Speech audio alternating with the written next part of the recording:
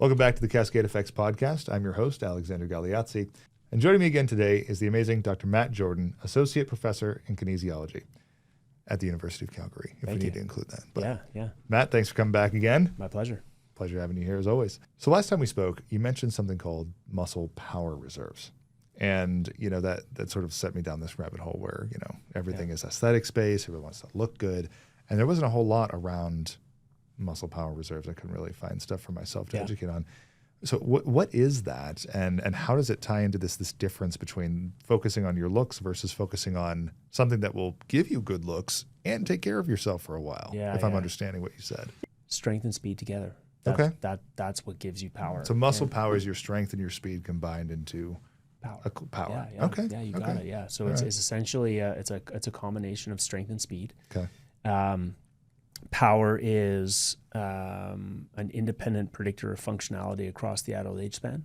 You want to live independently in your house for as long as possible. Gotcha. What predicts that? Yep. You want to be able to live and take care of yourself. Yeah. What variables actually predict that for somebody? If you wanted to understand that problem, you would study it, and you might arrive at the fact that VO2 max and muscle power are really connected to your ability to have functional independence. So functional independence in your eyes, make sure I'm sort of setting the stage correctly, is to your point, like you're going about your day-to-day life. You're able to go to the grocery store, bring the groceries in on your own. Yeah. You're able to cross the road on your own. Yeah, 100%. You're able to, if you want to travel to see family, you can put your suitcase in the overhead compartment. That sort of thing. But it's more than that. Yeah, okay. And it's more than that because, you know, we're not training for our best day as we age. You're training for the worst moment, the worst day. You're training to have what we call a reserve capacity, so that if your system gets tested or pushed in an unforeseen event, maybe you step weird off a curb, you slip on some ice, you trip, your shoelace is untied and you step on it, and you know, all of these things, right? The ability to not fall, the ability to recover your balance, that is also a combination of your strength and your speed. So it's not just your motor function in those scenarios. It's not just being strong. Right. Well, yeah, because I feel like people probably overthink, right? You're reacting to catch yourself. You need the strength to capture that weight that's now shifted. You need the strength and the speed. Right. Well, there you go. So there you go. You need the power. Yeah. And so, I mean, really, when we talk about power reserve and we talk about this new buzzword that I think, you know, I mean, we could just simplify it and call it power loss across the age span. Okay. But the word that is sort of caught some ground in the science is called powerpenia. Powerpenia. Yeah. Okay. And so, you know, your listeners are probably familiar with words like osteopenia, where you're losing bone, or sarcopenia, you're losing muscle, dynapenia, you're losing strength. Okay. Powerpenia is the loss of muscle power across the age span. And you know, we're starting to lose power in our 30s and 40s, and that's happening on a yearly basis in the absence of resistance training. And at the end of the day, your ability to so just think about this curve where you are on this downward slope. You are trying to push that up and to the right to try to extend it. Yeah, stay up here as long as you can. You're losing, but you're trying to lose less. Yeah. Lose less, lose slower, blunt the loss. Those terms you like, sarcopenia, osteopenia, are we all experiencing those regardless because it comes with age, or do some people experience those at different rates due to certain factors? I assume there's multitude, as you like to say, it's multifactorial. Yeah, right? it usually is. Yeah. You know, there are obviously, you know, your genetics play into this. Your obviously unforeseen disease states like, you know, cancer, these sorts of things can dramatically influence our muscle function. Yeah. You said it was powerpenia. Yeah. So, and powerpenia just means like it's death or loss, right? Okay. So, you know, the death of, like, sarcopenia is like the death of muscle. Okay. The loss of muscle tissue. It's you're losing fibers. Right. No word of a lie. Right. Osteopenia being the loss of bone density. Right. Bone, Yeah. okay. So when we say powerpenia, I mean, it's essentially the loss of this mechanical quality of power. But at the end of the day, the slippery slope that we're on across our 40s, 50s, 60s, and 70s, the slippery slope is the thing that we want to avoid. And so power loss is really a new focal point in the research, and we know it's incredibly important for longevity, specifically in terms of our health span. So functional independence is really connected to our muscle power. Okay. And the thing is, Alex, is resistance training 100%. It's probably going to make you look better. Yeah. Right? You're going to build more muscle tissue. You're going to lose more body fat. Those might have spin-offs where you prefer that look. Yeah. But I would like to just emphasize that that's probably the least important part about resistance training is how you look. It's really how you function that we care about. So we care about your function. And that's where resistance training and power loss becomes super, super crucial, because it's intimately linked to how you function. Yeah. It's interesting. I want to get your thoughts more on, if you can go, if you work out for looks, can you do it in a way that also supports your power? But it brings to mind a personal anecdote. When I was in my early 20s, I was huge into working out because I had a friend who at the time, he was the one that they used to generate the CGI base plate for all the other Spartans in 300. So even though I don't really, look at, there was a time, right? And I remember at the peak of working out and being fit, there was a moment in a park, which I was only doing it to look good. It was all vanity. There's no knowledge of any of this. There was a gentleman in an electric wheelchair who had fallen into the mud, and they couldn't get the chair out. And I'll never forget this moment where these kids came out. They was like, "You look like you could help. Could you help us?" And I helped pull them out. It was a very nice moment. It was the first time in my life I was like, oh, I feel strong. I feel capable. I feel helpful. Yeah. I feel like I could accomplish things physically. Yeah. Don't come from a sport heavy background or athletic background. So, and that stuck with me throughout the years as something that it didn't make sense why we don't chase that as much as we do vanity, because I can't imagine the opposite of that. If someone that I cared about needed physical assistance with something or things like that, and I wasn't capable, and that's only going to get more prominent over the years, right? To your point with that powerpenia. Yeah. So what would you say to the listeners that is sort of a reframing of why we should be thinking about this just in day to day? And then I want to start talking about how can we set some goals that are realistic to combat powerpenia and make it something that we're able to realistically build against in a way that is fitting with the sort of current norm, which is you set 1 year goals, but really you're planning for 10 years out.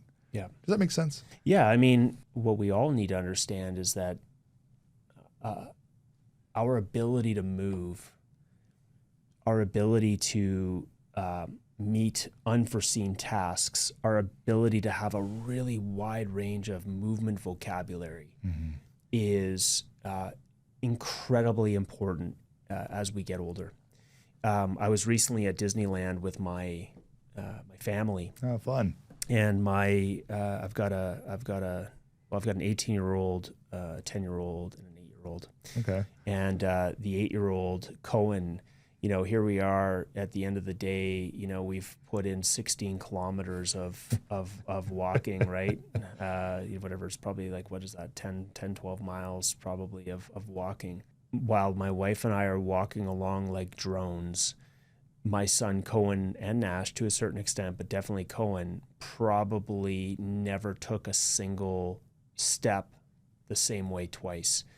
Jumping up on the railings, doing spins, sprinting, skipping, jumping, cartwheeling, just a huge range of movement vocabulary. Yeah. A huge range of exposure to positions and postures and all sorts of things. As we get older, your window for movement vocabulary shrinks a lot. You start to lose the ability, the flexibility to be able to do those sorts of things. And what I think our listeners should know, and what I try to take away, and what I want to make sure that my family knows, is that maintaining that movement vocabulary is just ultra important. And so, yes, 100%, there is a natural aesthetic benefit of exercise. Yeah. We are inundated by this when we look at social media. Oh gosh. Yeah. It is oftentimes the first thing that people are thinking about when they imagine the benefits of exercise is, I'm going to look better. Yeah. And 1,000% it should. You look better, you feel better, no question. But training for these functional components is not the same as just exercising, and it's not the same as just lifting weights to get jacked. Right. There is a actual middle ground where, to your point, you could probably achieve both. Yeah. Right? You can achieve the ability to have strength, and think about strength being the ability to lift that heavy couch in your basement and to move it, or your scenario where you were helping that gentleman pull his electric wheelchair out of a mud pit. Yep. That required a lot of strength. Your power at that time would have been your ability to make a quick movement after slipping off of a curb and catching yourself, or sprinting for the bus or whatever.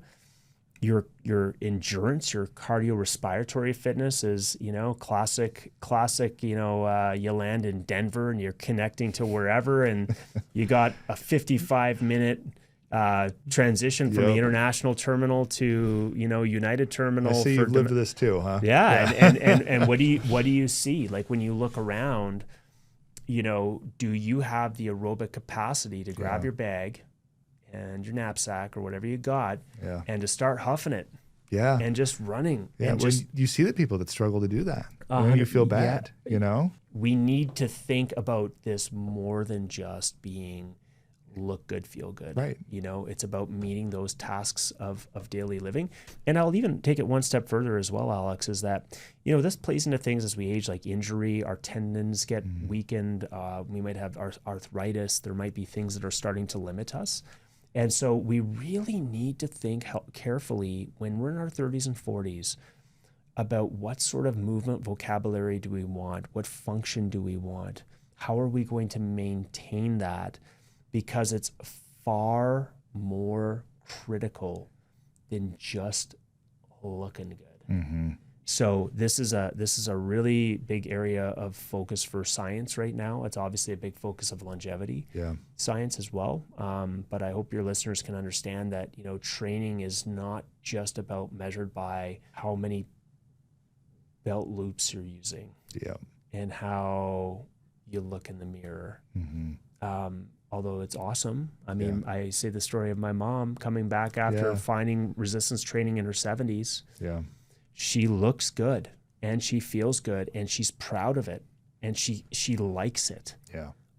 But it's the story when she writes me the other day and says, hey, I was in the parking lot and my shoelace was untied and I accidentally stepped on it and I almost fell. And I'll tell you right now, why did she not fall?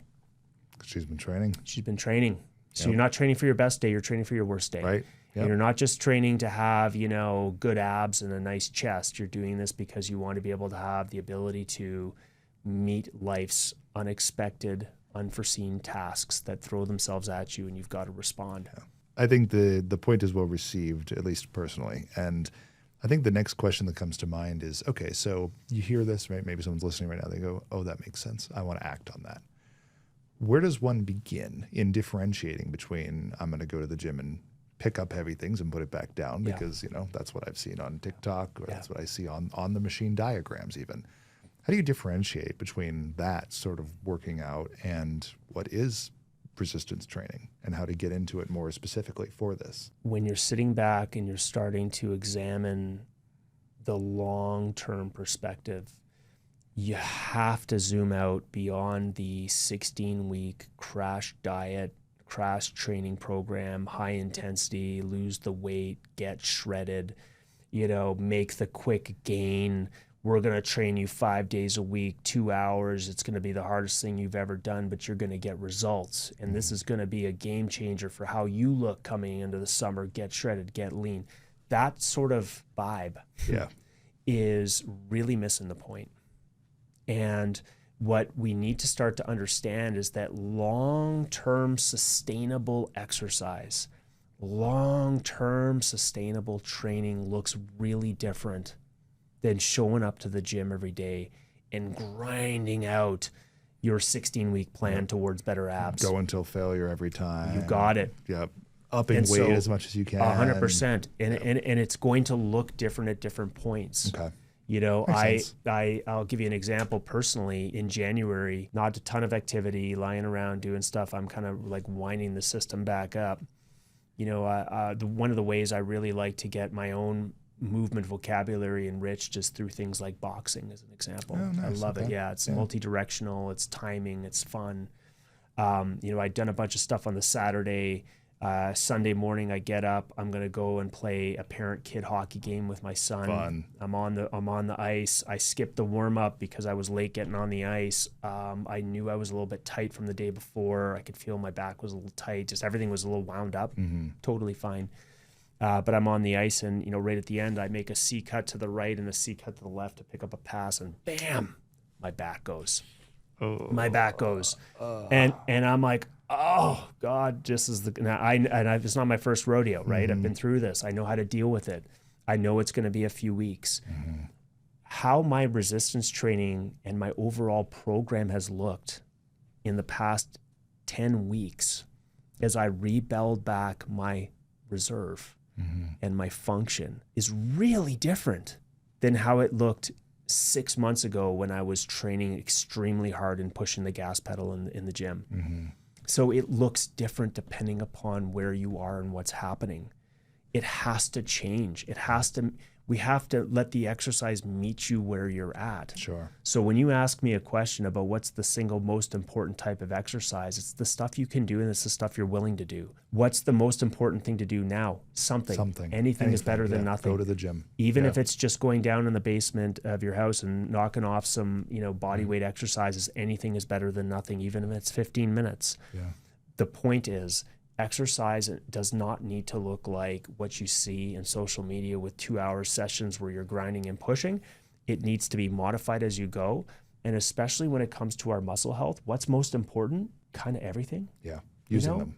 Kind of everything. Kind of using your movement and muscular vocabulary daily and yearly in different ways. Yeah. So that you don't lose the childlike play abilities that my son Cohen expressed. Right? Yeah. His mom and I, you know, valid. So how do we do that? Well, we just have to plan for that. And I think there's, you know, there's a takeaway here that I think is movement quality, movement health, movement vocabulary, and training differently over time, and including all of these things. It's not only super important for your health, but it's actually kind of fun. Like it's nice to be, oh, you know what? I'm going to go into the next 12 weeks and I'm going to work on my power. I'm going to go into the next 12 weeks and I'm going to work on building muscle. Yeah. I'm going to go in the next 12 weeks and I'm going to work on building my strength. That's the beauty of it. Yeah. Is you can do it all. Okay. That's a pretty solid answer. I think that's a pretty motivating answer because there is not a, you're doing the wrong thing. You can just, you know, approach it with a little more intentionality. So the last time we spoke, we went pretty in depth on, you know, mechanical biomarkers and establishing a baseline on, you know, where someone is, you know, in their journey. What would you say is sort of the go-to method that someone can measure their powerpenia? Like where are they currently, you know, in their journey? Like how could they measure their muscle power? Just to kind of give you a sense of what this stuff is, you know, when humans maximize their power? When's that? Is when they're jumping. Oh, okay. Yeah, so this goes back to like the fourth place stuff. A jumping action is it happens to be an activity or a task where it kind of reaches about the ceiling capacity for power production in a human. Because power is it's kind of like Goldilocks. It can't be too slow. Yep. So we're not talking about like maxing out, lifting to failure. Yeah, not trying to do like a Superman takeoff where you're jumping really strong. Yeah, and we're not talking about like sprinting and doing something really, really, really fast. Power is in between. Okay. And so this is the nice thing about power training that a lot of people don't realize is you don't use heavy weights. for power training.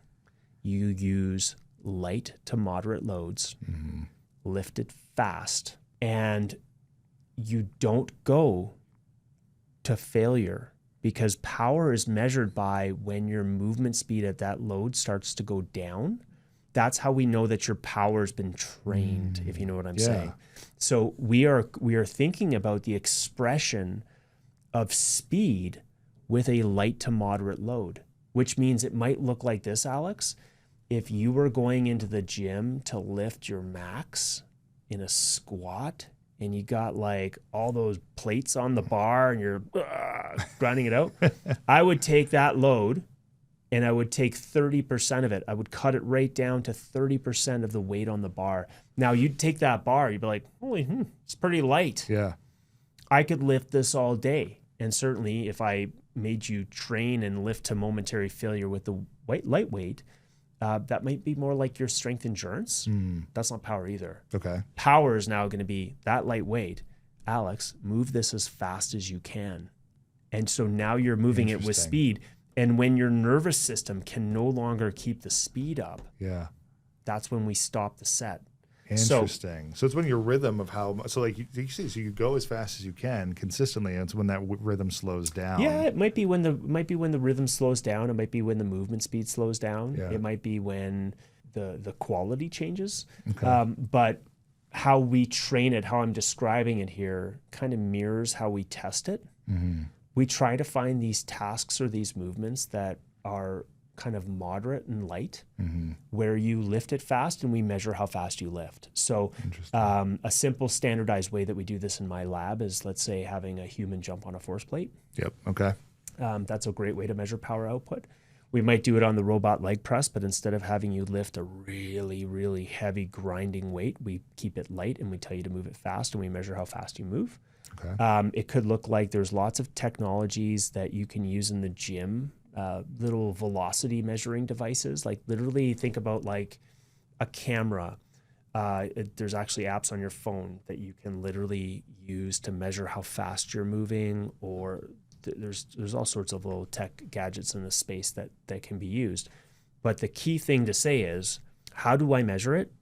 I measure how fast you move a light weight.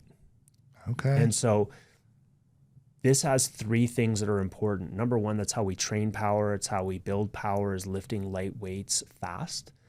The connection point to functionality across the age span is absolutely clear. Like, as in the ability to do that is actually really connected to your functional independence.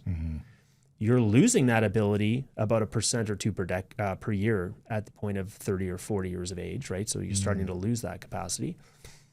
And what we see in the literature, Alex, is that in older adult populations who can't lift heavy because of either injury or because they have poor balance, or because there's some other contraindication that limits their ability to like go in the cage and lift to maximum failure. Yeah. Like in the children with cerebral palsy that we mentioned on a previous episode, where heavy lifting is actually potentially contraindicated for patients with cerebral palsy. Can't lift heavy. Right. So because the fibers are like the fibers physically. the fibers are already shortened and spastic, and and it causes more damage than they can tolerate. Interesting, right? So what should we do? Right. Power training. Super effective. So it's the light weights makes it extremely tolerable for many populations. Power is kind of about, it's not just about your muscle size. It's about how your brain makes the muscle work. Power's a skill. Yeah. It's a brain muscle connection. And because it's a brain muscle connection, we can train that. And it's very well tolerated, and the transfer over to activities of daily living and functional independence are really good. In all my life, I've heard that there's really two main ways to work out, right? You either do, lift heavy until failure, or you do lighter lift and, higher rep, right? If you want to lean or stuff like that. I'm probably butchering the actual breakdown of it, but it's really just two main ways that I've heard talked about in the zeitgeist kind of. So learning from you now, there's this more intentional way that feels like it's, put on light to medium weight. As you said, you go until you feel like that tempo is changing, right? Maybe you're slowing down. If somebody wanted to sort of work this into their life, do you have, and I know there's never a one right answer for one exercise, but do you have something that's just a good way to get started? Like start with this upper body exercise? Or I think it's a fair question, and I think the answer is important. You don't want to start doing this without a teacher. That's important. Yeah. It's so important. It's very important. Because, kind of go back to my opening story here, when I was in the thralls of my recent back injury, I'm an expert. I know how to get out of this. Yep. I know what to do. Yep.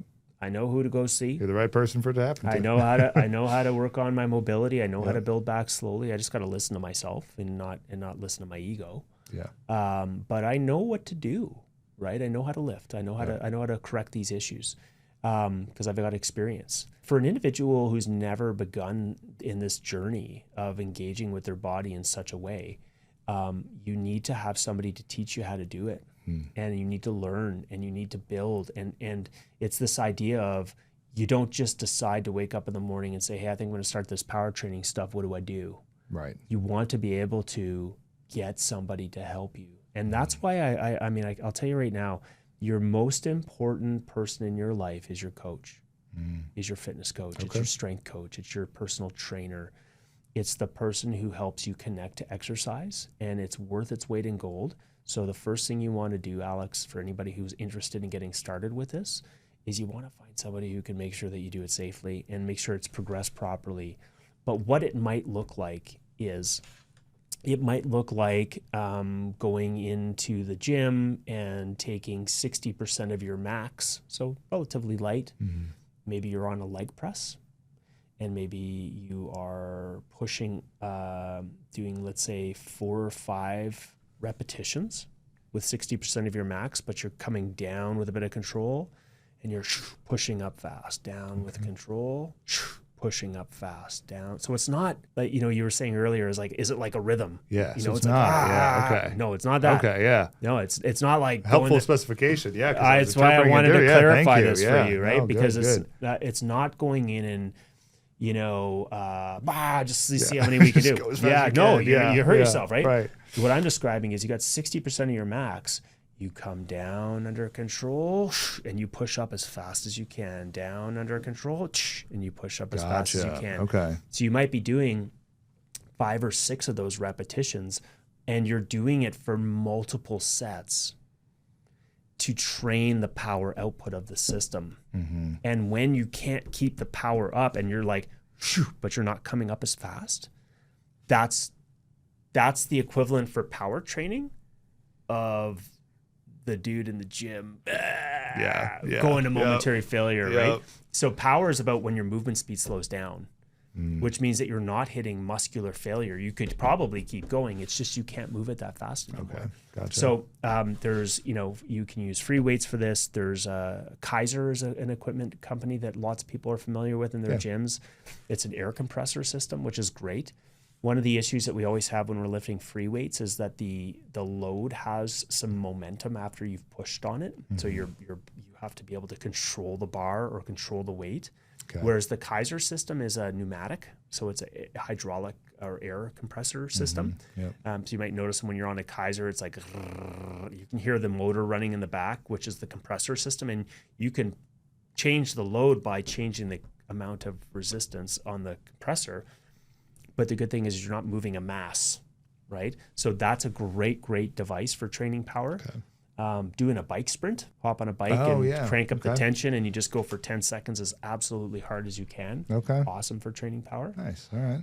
These are all ways that we can safely train power beyond just having to go and do like jumps and plyos and all that stuff. It's a good specification because, someone like me definitely interpreted that as lightweight, and then just start going fast as you can. So that's a very helpful clarification. Caveat. It makes a lot more sense that way with the science you've explained. So, all right. So without getting into like a specific one size fits all exercise prescription, how does one start in this area of power training, right? How does somebody get into it, if you might say? All right, so I've got one more thing on my notes here that came up in conversation that is, candidly, again, something I know nothing about, which you'll notice is a theme here. Yeah. But what is the stretch shortening cycle? I think you said it was called, and it was relevant to power? It needs a little bit of a tee up. Okay. So in our last episode, I hopefully made a good argument that your muscles are more than just gas pedals. I think you made a pretty compelling statement there. Yeah. More than gas pedals. Yeah. It's more than just how much you bench. Yep. It's more than just how much you squat, right? Those are all gas pedal-like actions of muscle. Yeah. I mentioned that muscles are also brakes, right? It's really important to be able to have good muscular brake system, because that's how you prevent a slip, trip, and fall. It's often where we hurt ourselves is in braking actions. Muscles can work as struts, where you kind of are holding positions. Yeah.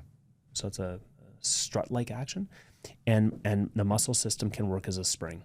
Okay. And, if you think about like a kangaroo hopping, Yep. a bunny hopping, they're using their muscular system as springs. So they're creating spring-like actions, bouncing. Okay. Right. And that bouncing component, it involves a really fast stretch of the muscle and then a really fast shortening of the muscle. Contraction, yeah. Okay. And so when a kangaroo's hopping, their muscle tendon system is stretching and shortening cyclically, right? And we call that a stretch shortening cycle. Okay. And so stretch shortening cycle function is one way that we increase our power. So it's one way that we can, our system can like push the limit of how much power we can make. But the issue is that when you're an 8-year-old, like my son Cohen, he literally moved the entire time that we were in Disney using stretch shortening cycles, skipping, jumping, hopping, spinning, like everything on the ground was like a bouncy spring, right? Yeah. And his movements are beautiful, right? They're spring-like actions. Now, as we age, you stop doing that stuff. Yeah, I can't tell you the last time I went skipping anywhere. You can't, yeah. And, I have to give a shout out to my good friend, Stuart McMillan. Stu McMillan is a longtime colleague of mine. I've known him for 35, 40 years. And Stu is best known, he's a CEO of Altus. And Altus is a track and field education / training company in America. Stu has trained Olympic gold medalist sprinters. So think about the men's 100-meter, sprinters and stuff. That's Stu's cool. jam. Also has trained some phenomenal bobsledders. Stu was recently on the Huberman podcast, and he was also on Rich Roll talking about sprinting, all things sprinting. Okay. Like, and obviously the question is on both podcasts is, what is it and why should we care about it? And as Stu started to dissect the ability to sprint and hop and jump, these things naturally lead towards, like, what would it look like to train this? And Stu, I think, can be credited in the past year of elevating the popularity of skipping. And I'm not talking, it could be skipping rope or, jumping rope for those who might understand it that way. But skipping is also an activity that track and field athletes do virtually every single warm up. Like they literally are skipping on the ground as my child would skip through Disneyland. It actually is a warm up activity that a lot of track athletes do to skip and shuffle and create those sorts of movements. Okay. And the benefits of skipping and the benefits of doing this as part of your movement vocabulary is that it really helps to maintain this thing called stretch shortening cycle function. And that's another thing that as we age, if you're not using those as part of your movement vocabulary, you're going to lose that quality. And that quality is really important for tendon health. It's important for muscle systems. And it's a really vital part of how we look at functionality. I need to summarize this. When you started this podcast, your listeners might have been like you, and they might have said, hey, I always thought there was just lifting heavy and getting jacked and lifting light and getting toned. And you probably put the two buckets. You're like, well, I don't want to get jacked and I don't want to get toned. So I guess I should just walk on the treadmill, or I guess I should just leave the gym for the gym bros. We moved from that to understand that muscle is a much broader umbrella term, like muscle health, muscle function, muscle span. It's a much broader term that encapsulates the tissue quality, muscle mass, your sealing capacity for force production, your strength, your muscle power, the ability to have strength and speed, the ability to use your muscles as brakes, the ability to use your muscles as springs in these stretch shortening cycles. And all of these other things are so connected to your functionality. My hope is the listener walks away and says, strength is an umbrella term. And I might not want to get jacked, but I sure want to live independently in my house. I sure want to maintain the ability to have this movement vocabulary because I'm not training for my average day. I'm actually training for my worst day where I'm exposed to something where I've got to run through the airport, which is a stretch shortening cycle. And if I haven't used my stretch shortening cycle function in 10 years because all I've done is sit on the couch, I'm going to hurt myself. Yeah.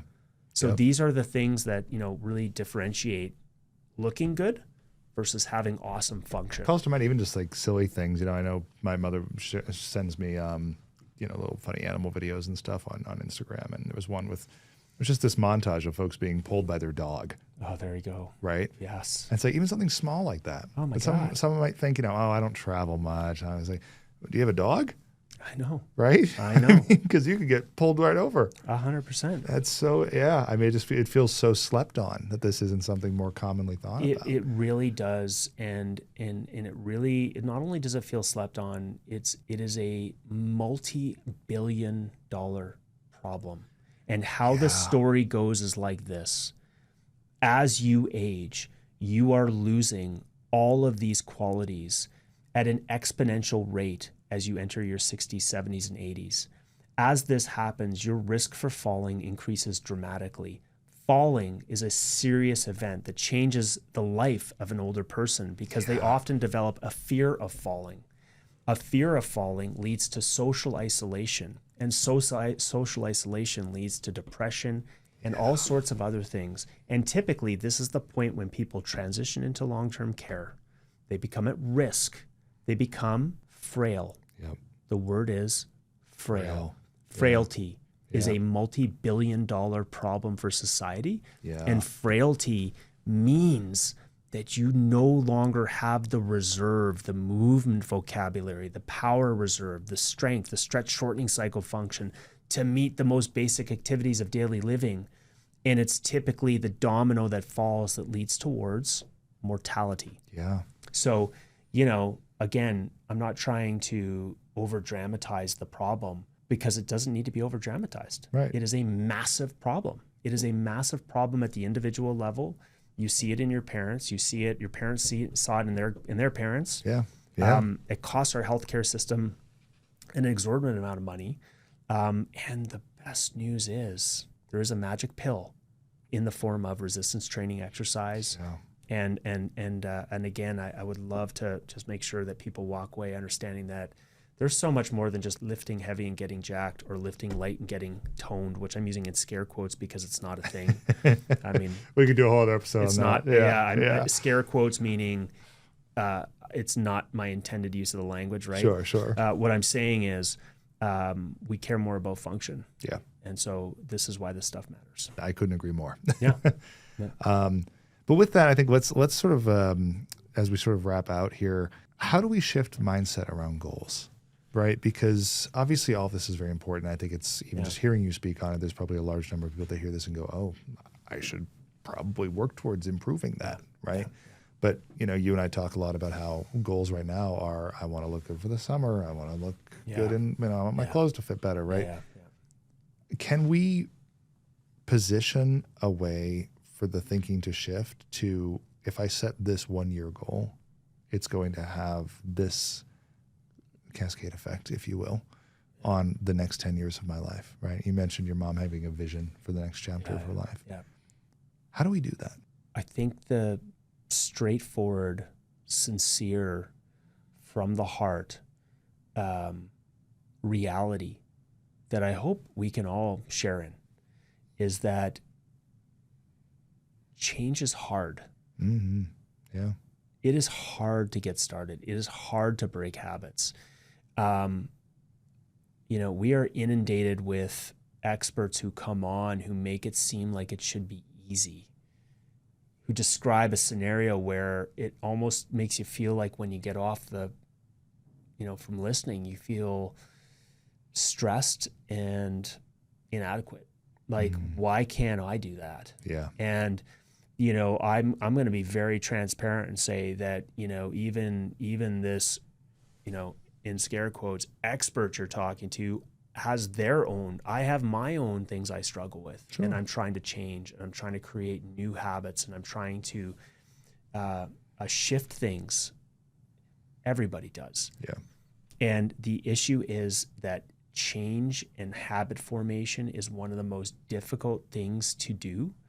It requires expertise. It requires people who understand change management and habit formation. There are really good models of understanding how humans go through a process of not wanting to change and unaware to becoming aware of a problem or something they want to do, to actioning or being that pre-action phase, to being able to take action, to now being able to sustain the habit change. These are all really well documented. I would argue it's its own scientific discipline that needs to have an expert in those areas helping us to understand. Sure. And what I would say is that you need to meet the person where they are in that continuum of stages of change. I need to know whether you're in the pre-contemplative stage, you're contemplating the change, you're ready to action. It took my mom 5 visits. 5 appointments that she canceled prior to showing up for her first one, and probably 30 years of pre-contemplative, like, I know I should do this. Right. I just don't know if I'm ready yet. Sure, so that's reasonable. And if you think about that, Alex, I'm just trying to bring a salient example is when you're talking about where you want to be in 10 years and you start thinking about reverse engineering, I really like the Atomic Habits framework as being able to say, what does better look like for you? Yeah. What is that vision? And how are you going to cast little votes in favor of what that might be? Because we often start off on this journey around exercise where, we set unrealistic goals. We are not meeting ourselves where we're at. So it's either not an enjoyable experience because we get hurt or something happens or it's too much and we can't fit it in with our lifestyles. And at the end of the day, all of these barriers, right, make it hard. Yeah. And so we need to kind of reverse engineer and say, hey, how can I cast a couple of votes today or this week in favor of what I want to do? And I think that's one thing that I would say that, we really try to do is to create a vision for you to help understand what's motivating you inside for that vision statement. And then being able to help you anchor to it as we start to create the right steps. Yeah. And so again, I'm not trying to dance around the question to say that, yes, of course, and then thereafter there's some goals and et cetera, but Alex, like, going across your lifespan, you don't think that the measure is going to be getting less worse. Do you know what I mean? Like, the measure isn't going to be getting less worse. So the measure is the measure for a lot of this stuff is not like, yes, I made a 50% improvement in my grip strength and my body comp went down to... Right. There's not a scoreboard you're looking at to compare to. Yeah, and we think about longevity being like, well, I know I'm going to be losing 3 or 4% every few years. Sure. Yeah. So my goal is to only lose 2, right? It's almost like a different mindset where you're not trying to engineer your training for, gains and size. Yeah. You're trying to actually engineer a process that's going to be sustainable. You're going to be able to do it daily. You're going to enjoy it. It's going to bring you joy, right? It's going to be something that allows you to put check marks in favor of what that casting votes for what that end's going to look like. You start feeling better. 100%. Yeah. So I think, and I'm a big believer too, Alex, that, when you talk about goal setting and you talk about metrics, there's so much signal in the lead metrics. Like, the lag metric is, oh, I have to get a new pair of pants because I've lost so much weight. The lead metric was, you know what? I had 3 breakfasts this week where I got my recommended amount of protein, some vegetables, and a whole grain. Mm-hmm. And I moved 3 times per week this week for 25 minutes each time. Yeah. You know what I'm saying? Yeah. That's the lead metric that gives you the lag metric. So if you want to put your money where the most important stuff is, work with a coach.